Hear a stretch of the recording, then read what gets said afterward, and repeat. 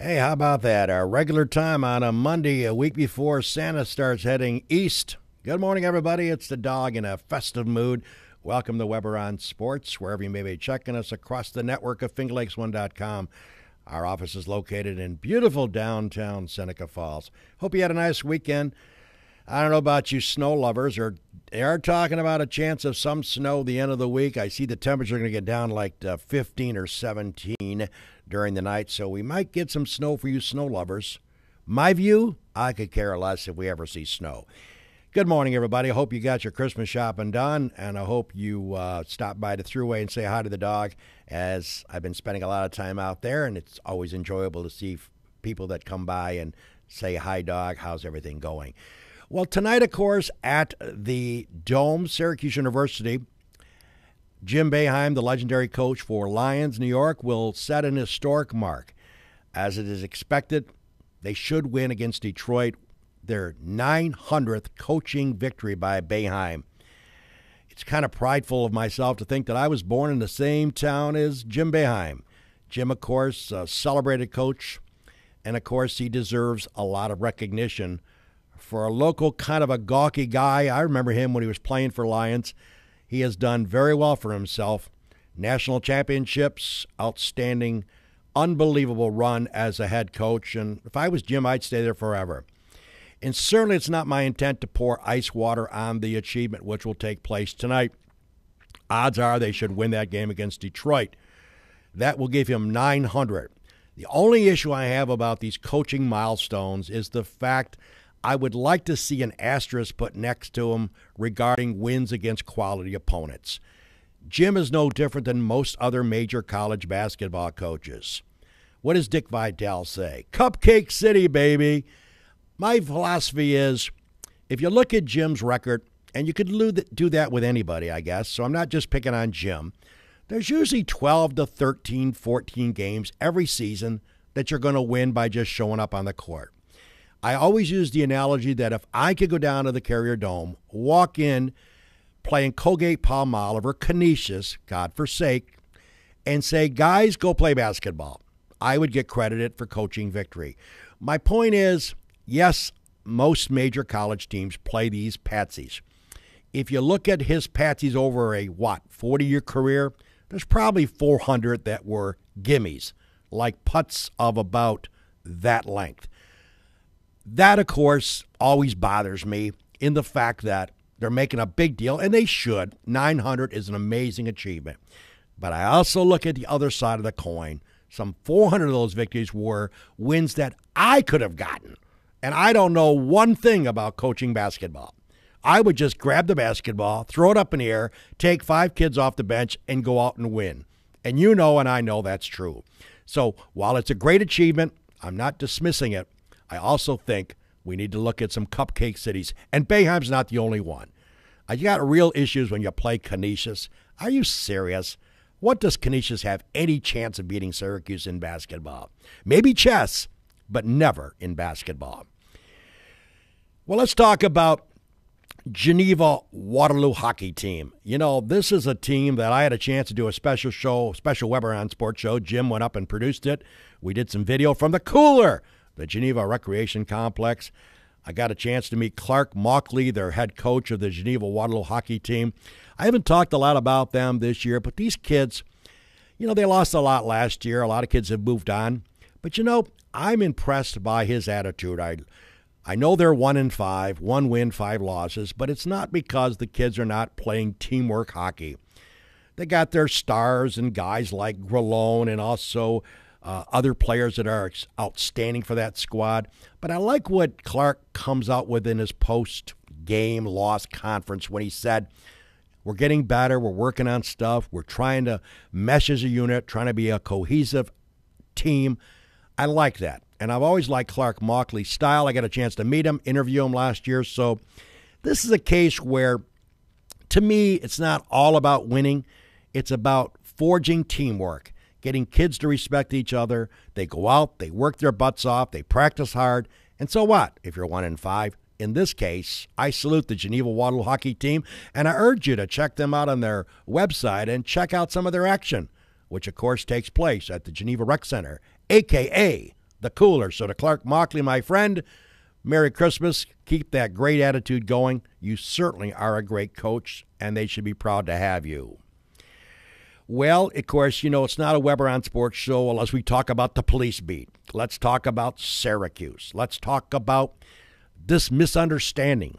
I find it fascinating that the local papers are kind of, playing it down.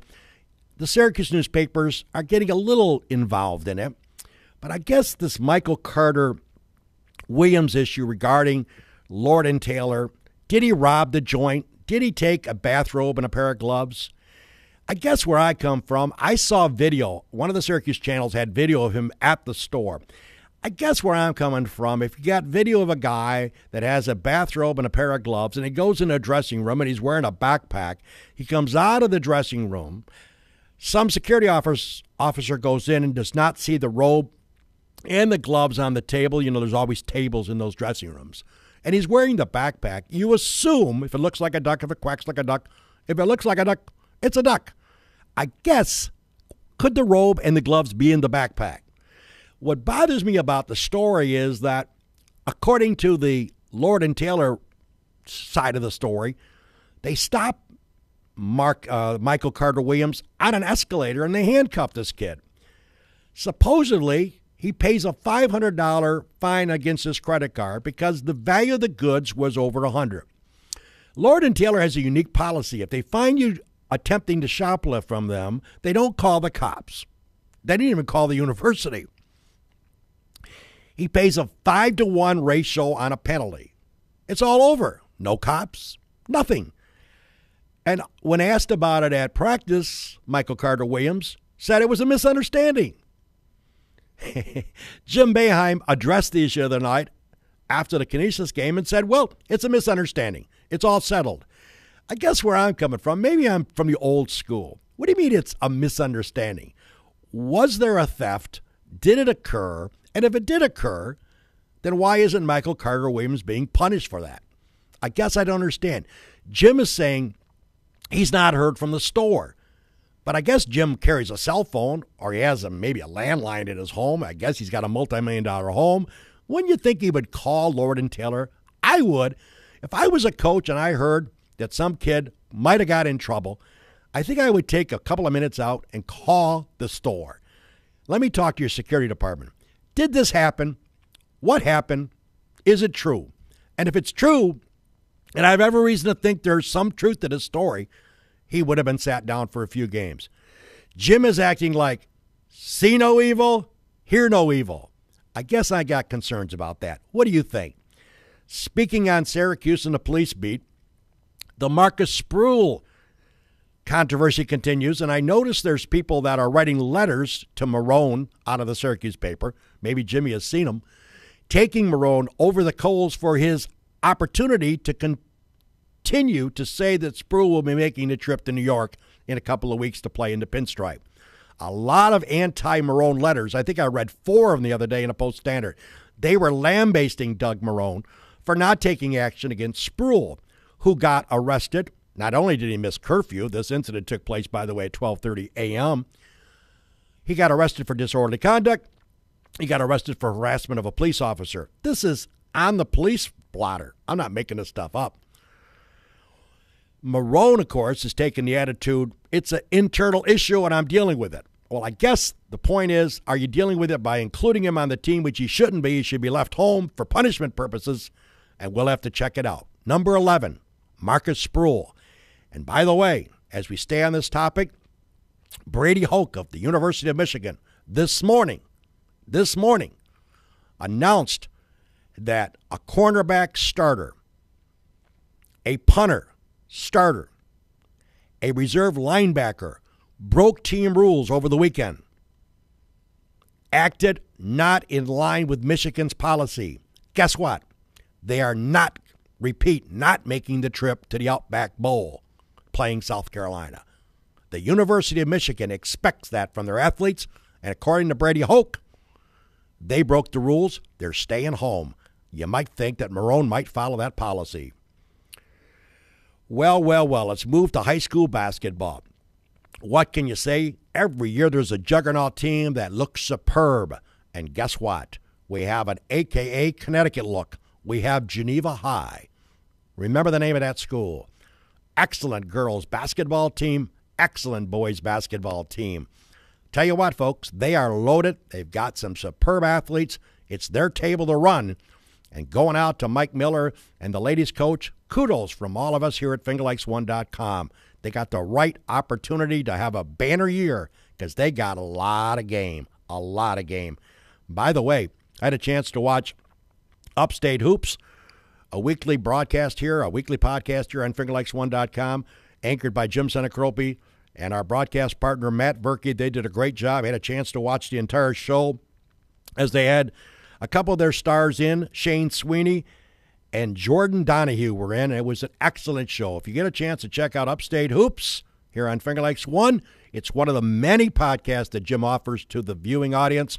Check it out. Nice interview done by Jim and by Matt Berkey.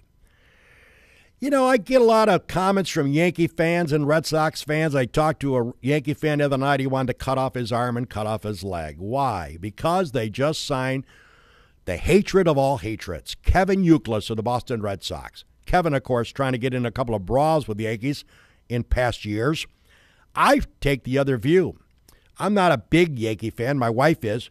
I think it was an outstanding move. Why? Because Youkilis, I think, has still got some game left, and he's got fire in his belly. He'll run right through you to get a base. I like that. The $12 million they're paying him for a one-year deal, pennies.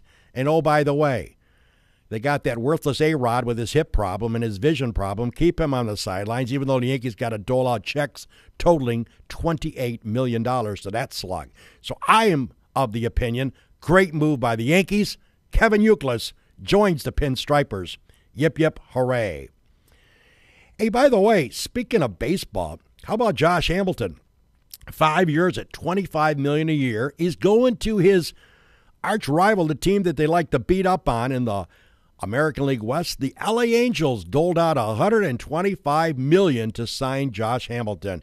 Yes, he has a drinking problem. Yes, he has a drug problem. He has somebody that follows him around 24 hours a day, and I'm sure they're going to hire somebody to do that when he is with the Angels starting in the spring. But you talk about a baseball team. I'm not old enough to remember the famous Murderer's Row, which was attributed to the New York Yankee organization. But how about this Murderer's Row for the LA Angels? Mike Trout, Albert Pujols, Josh Hamilton. Good luck, other teams. What an amazing lineup. Pujols, Trout, Josh Hamilton. Pretty impressive. And, of course, you know, I'm excited about the National Hockey League. I said on this show a few weeks ago, it's about time you make the owners blink. There's still no hockey. Yip, yip, hooray. I'm normally not one guy that enjoys seeing strikes, but in this case, I love it. I think it's about time the players take it to the owners. The owners are greedy with a capital G. Enough already. Way to go, NHL players. In my view, it's the best thing we've ever seen in collective bargaining. The owners haven't blinked yet. Guess what? The hockey players haven't blinked either. Play chicken, hang in there. The owners will cave sooner or later. It's time for a commercial break here on Weber on Sports. As we get ready to wrap up another year on this show, I am blessed to have great sponsors that have been with me for 30-some years. And let's take a moment and check out these great sponsors, and I ask that you support them.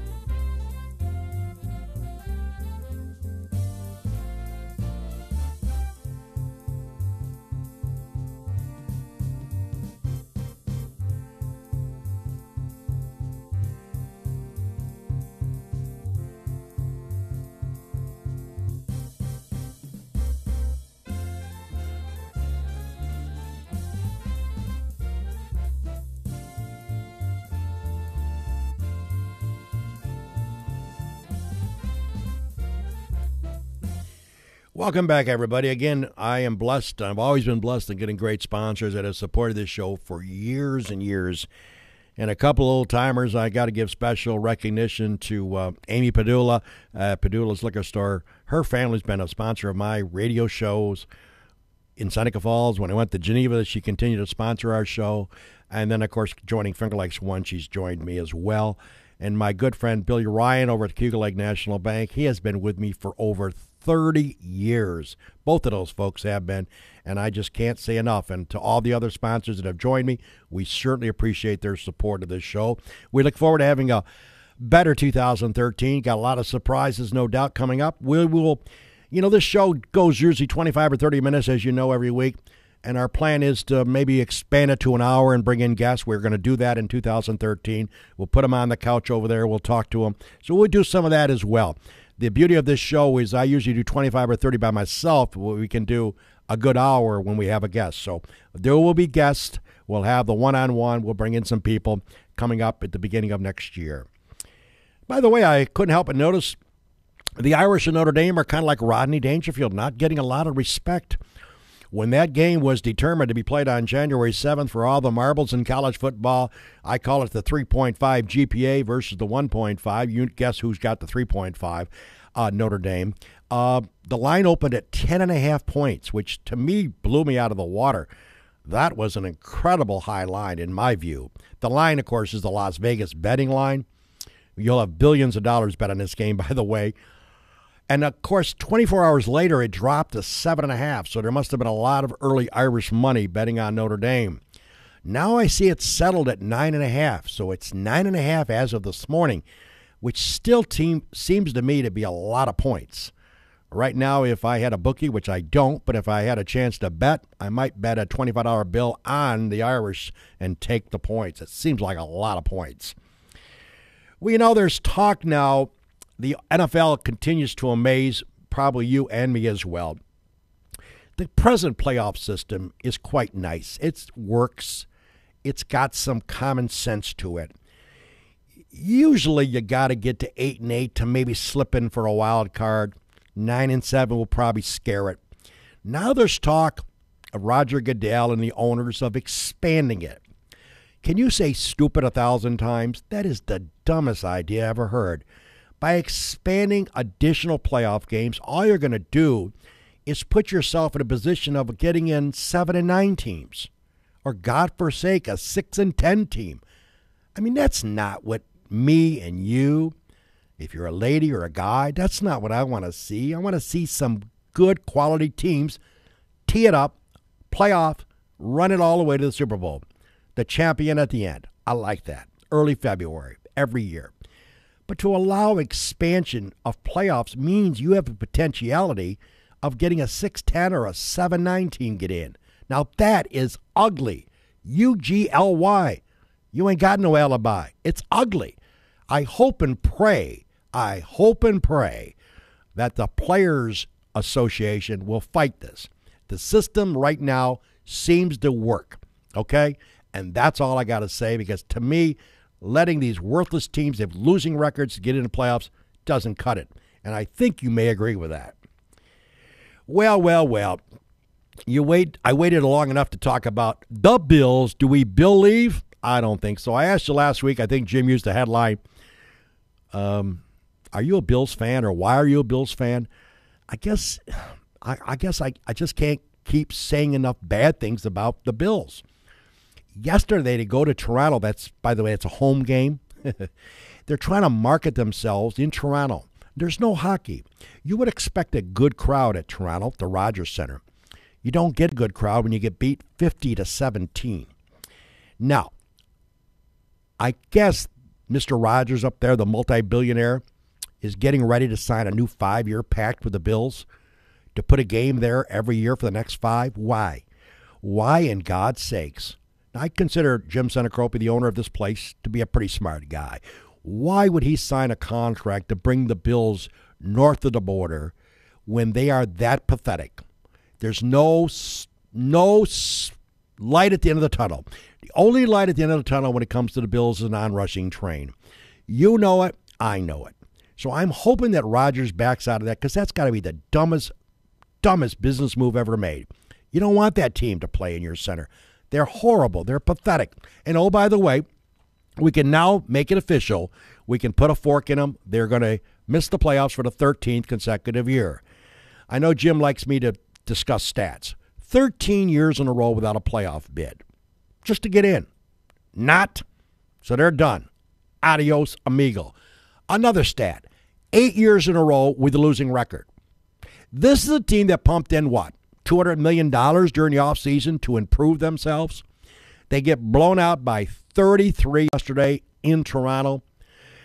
I guess I was expecting to pull up SportsCenter this morning and see that Gailey was fired, but he hasn't been as of the moment. So I guess it's sort of like a lethal injection. He's in a waiting room, and he's getting ready to be brought in to be put on the gurney. Let's hope that happens today. Let's hope I go home after this show and run some errands that I find on SportsCenter. On the trailer below, it says, NFL news, Chan Gilly has been fired along with Buddy Nix. They both got to go. That team is a total disarray. The players have no clue. Fitzpatrick is horrible at quarterback. Gailey is horrible as a coach. And oh, by the way, Buddy Nix is horrible in bringing players and spending money. I guess the point is, what irks me about the Bills continuously is how stupid Gailey can be. Just last week, after a loss in the paper, and it was picked up by AP, quote unquote, I think our team is going in the right direction. How the hell do you say that? Let's do some more stats. Chan Gailey joined the Bills in 2010. They have played 46 games under his leadership. Their record is 15-31. 15-31. If that means you're going in the right direction with your franchise, this guy gets over $1 million salary. Jim's daughter, Jackie, could coach that team and do better. My point is, enough. When are we going to get rid of those clowns and at least put some proper perspective in the NFL in Western New York? It is a flat-out joke. It outdoes the Barnum and Bailey circus. So I don't know about you, if you're a Bills fan. I know I'm coming home in a little while, and I'm going to be turning on SportsCenter, hoping and praying that Mr. Ralph Wilson, and I know he's got dementia/Alzheimer's, he's 94. Does he have the comprehension? Does he have the whereabouts to make that call? Or will his son or somebody in our organization get rid of both of those guys, send them down the road like a garbage can? They do not deserve to stay with that team much longer. That is an embarrassment in Western New York. I can't put it any other way, folks. That is not NFL brand football, and the salaries that they are paying those guys is like robbing a bank. Well, let's talk about some NFL action. Yesterday we talked about the Bills, pathetic, lose by 33. Giants, Tommy Coughlin. Oh, my God, what's up with Tom? I mean, blows out Green Bay at Giants Stadium. Next week, they lose to RG3 and the Redskins. Come back home, blow out the Saints.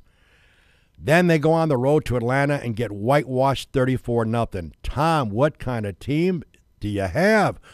Where's the consistency? Eli Manning looked like a grammar high school quarterback yesterday. Looked horrible. As the Giants lose an embarrassing game, got to be one of the worst losses of Coughlin's career, getting whitewashed 34-0. Dallas, how about them Cowboys? How about that Roethlisberger? Everybody was excited, Steeler fans, and if you're one checking me out today, you got to be concerned. Charlie Batch looking good, isn't he? Ever since Roethlisberger came back in the fold, they've lost 2. Bring back Charlie Batch. Houston, Indy. Houston wins by 12 over the surprising Colts. And in a bizarre game last night, I watched part of it. I worked a gig at the Three. Got home late, and good old San Fran took a 17-3 lead at halftime. I thought, geez, they're kicking their butts. Do you know what the final score of that game was? 41-34. New England came all the way back to tie up that game. They scored 55 points as a combo in the second half.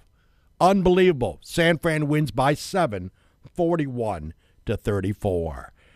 Let's go to NBA.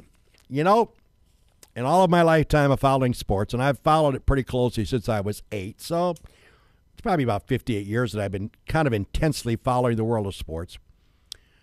It's one thing to think of the LA Laker basketball franchise, of all their championships, how great they were for year and year and year in and year out.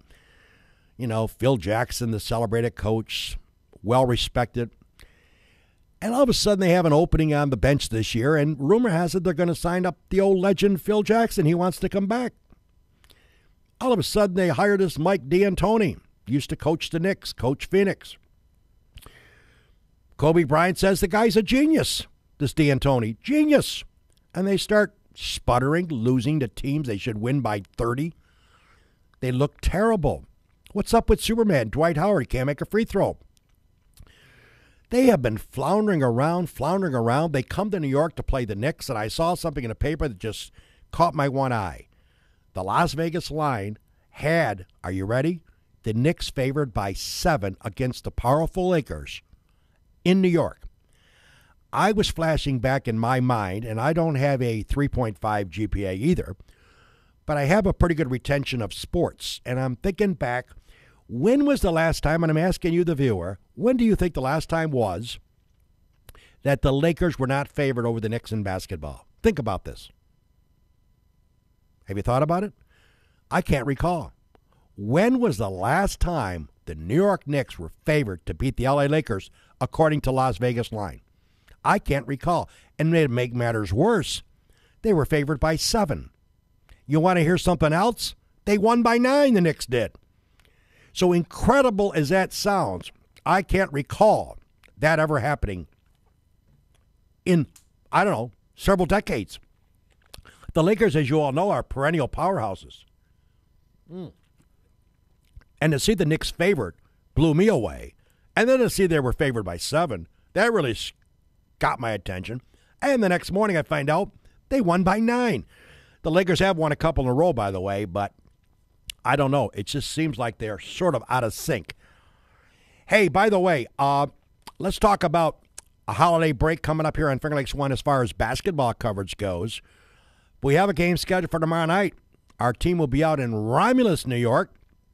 Brendan Harrington will have the call, along with Matt Verkey. Naples visits South Seneca Romulus. The game's in Romulus here on FingerLakes1.com. Airtime of the podcast will be about 7:30. So, ladies and gentlemen, we hope that you've enjoyed our show. And a reminder, let's not forget, we wish you a great holiday season. Get out and get that last-minute shopping taken care of. We are trying to get a time set up for next week's show. It is, of course, Christmas Eve, a week from today. I'm not sure what the time will be, but we'll let you know. We will be doing a show right now based on Jim's schedule and my schedule. So, again, folks, you enjoy your week. And, again, thank you for joining Weber on Sports here on a Monday morning. Take care, everybody. It's always a slice. That's a look at sports my way.